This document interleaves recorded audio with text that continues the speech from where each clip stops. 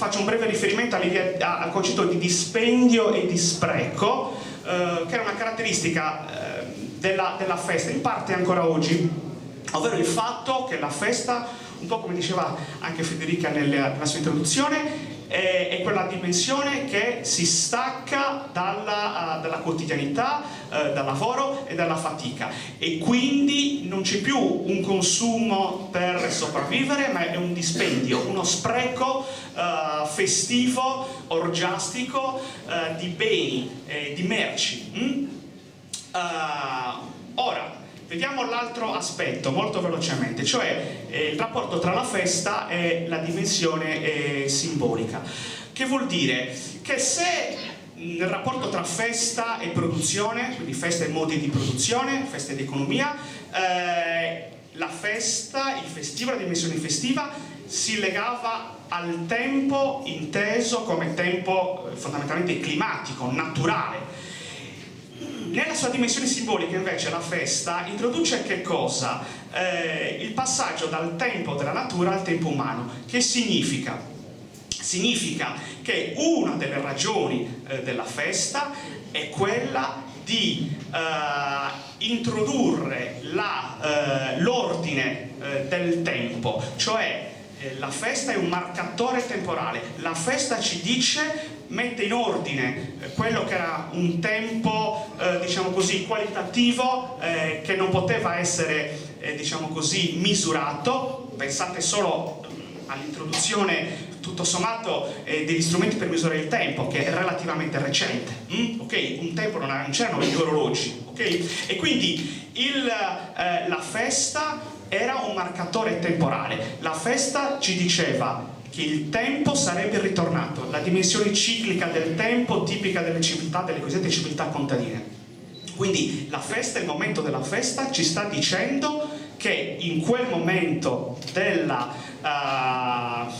ciclo dell'anno ritornerà la festa. E quindi questo è un modo, per che cosa? Per dare ordine. La festa contribuisce a dare ordine. La festa è un bel paradosso, perché sia ordine che disordine, come adesso vedremo. E quindi questa è la dimensione simbolica. Perché? Perché si dà l'ordine. Se vogliamo usare delle espressioni tratte dall'antica Grecia, dalla mitologia greca, la festa cosa fa? Introduce Cronos, il tempo, nel caos, cioè il disordine, per creare il cosmos, cioè per dare l'ordine. E questo dà appunto un significato, perché io attenderò la festa, so che tornerà, ogni anno ritorna la festa e io l'aspetto, e l'attesa di quella della festa mi premierà, ok? L'aspetto come un premio alla mia attesa. Quindi festa, rito, la ritualità che fa parte della festa, un'altra dimensione importante della festa, e anche il rito crea e dà il significato, ok? E quindi il tempo e la ciclicità.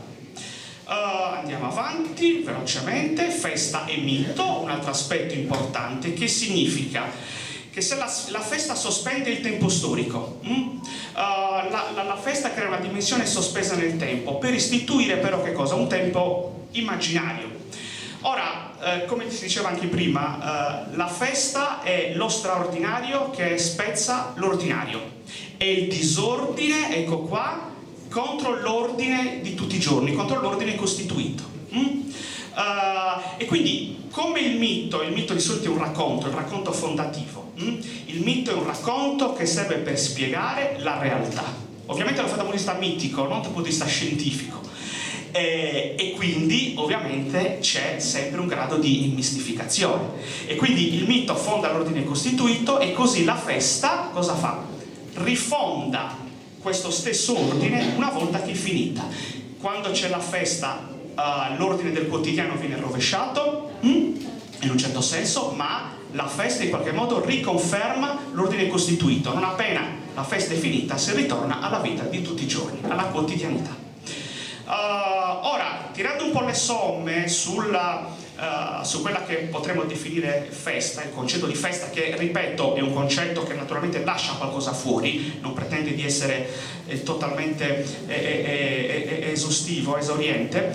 Quindi la festa è ciò che si innesta nella necessità materiale della riproduzione della vita, cioè il lavoro, quindi l'economia, la dimensione della produzione, e rispetto alla quale costituisce un momento di libertà straordinaria, quindi fuori dall'ordinario. E questa è appunto la dimensione simbolica che dà ordine e significato, ma è anche un momento di libertà che conferma l'ordine costituito, e sì libertà dai pesi, dai limiti o dalle pressioni della quotidianità, ma riconferma poi l'ordine costituito, e questa è la sua dimensione mitica.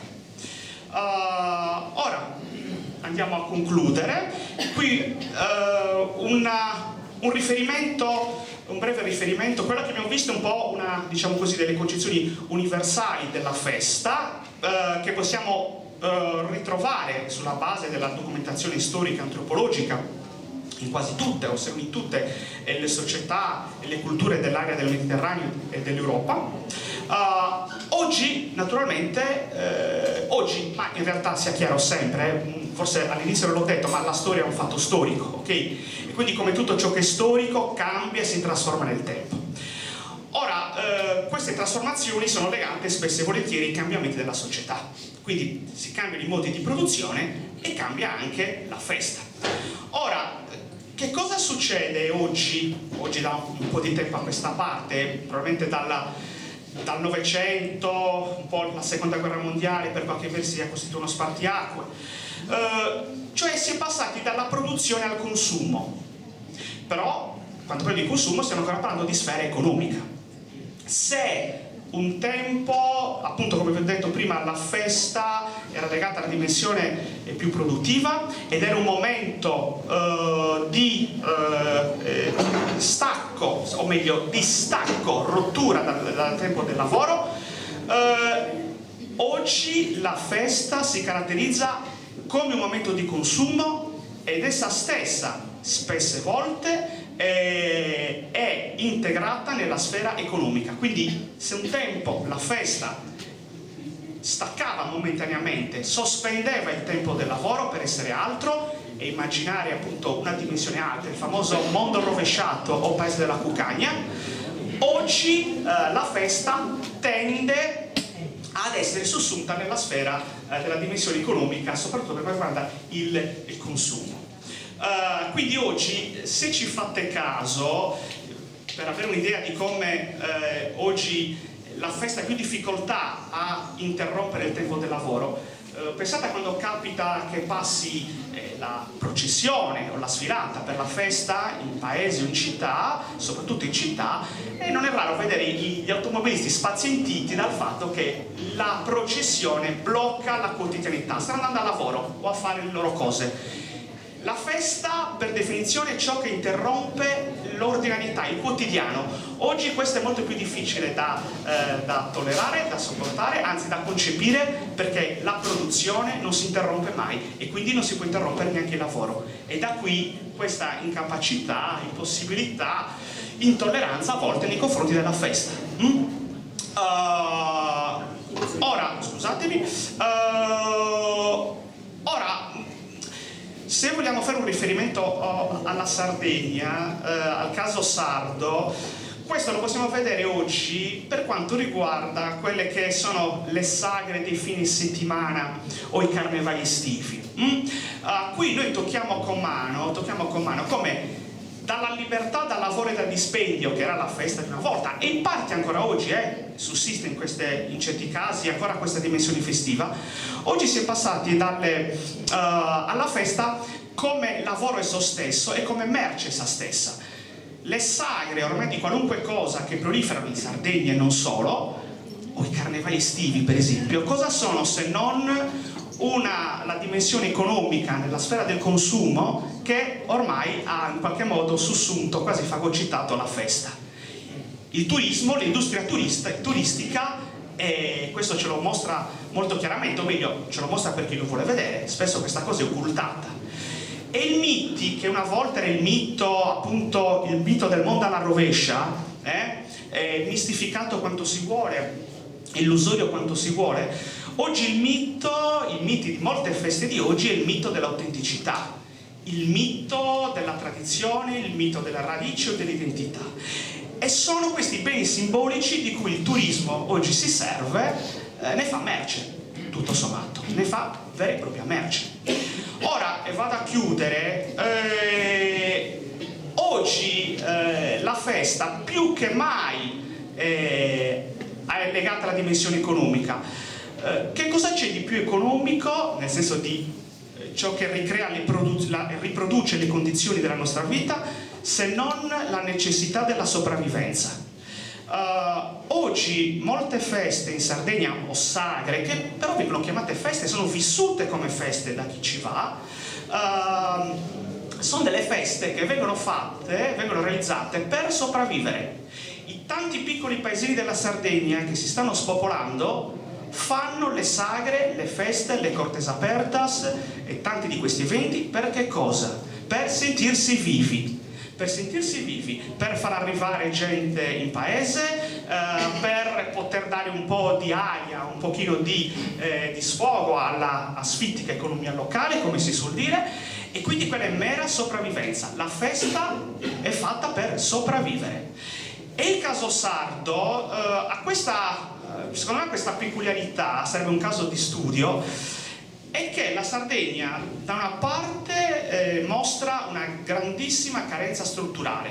Per carenza strutturale intendo carenza di risorse, infrastrutture, arretratezza economica. Dall'altra parte però in Sardegna abbiamo un'abbondanza simbolica, ovvero un'abbondanza di immaginari, di beni simbolici culturali. Ed è questo che nella festa si consuma. È da qui che secondo me si dovrebbe ripartire, comunque può essere uno dei punti di riflessione per capire qual è la festa oggi in Sardegna e qual è il destino della festa oggi in Sardegna. Chiudo con una questione: se certe dimensioni della tradizione del festivo non siano l'unica risposta, l'unica cosa che ci viene lasciata da una egemonia culturale ed economica, che viene lasciata ai subalterni. Quindi se è vero che anche la Sardegna può essere, come diceva Gramsci, considerata in termini di subalternità culturale, economica, coloniale, chiediamoci se anche il tradizionalismo non possa essere l'unica risposta, l'unica cosa che ormai viene lasciata al subalterno.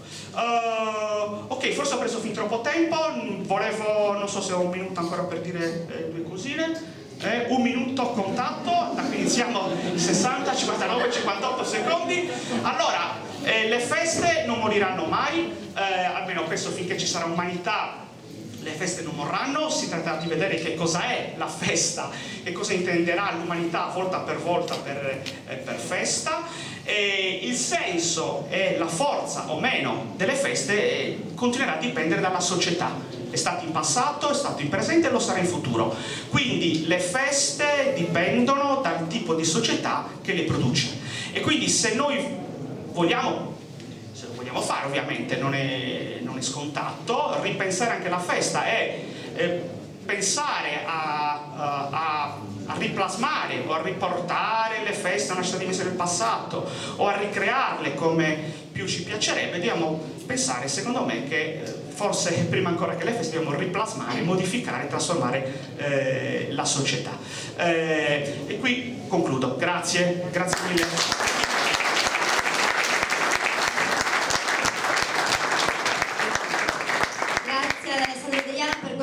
Intervento. Prima di proseguire direi che facciamo un altro intermezzo musicale con un ballo campidanese, così finalmente iniziamo con i balli.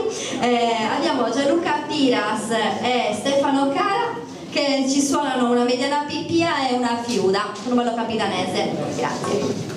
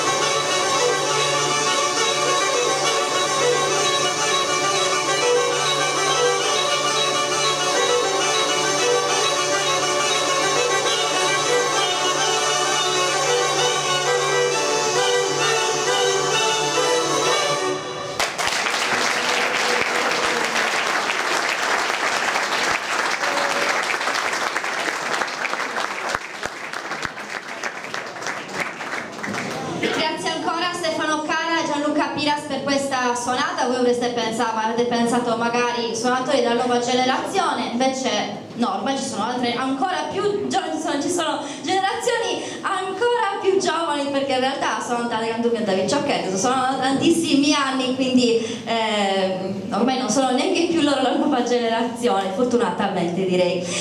Proseguiamo sempre a parlare con questa conferenza della festa di come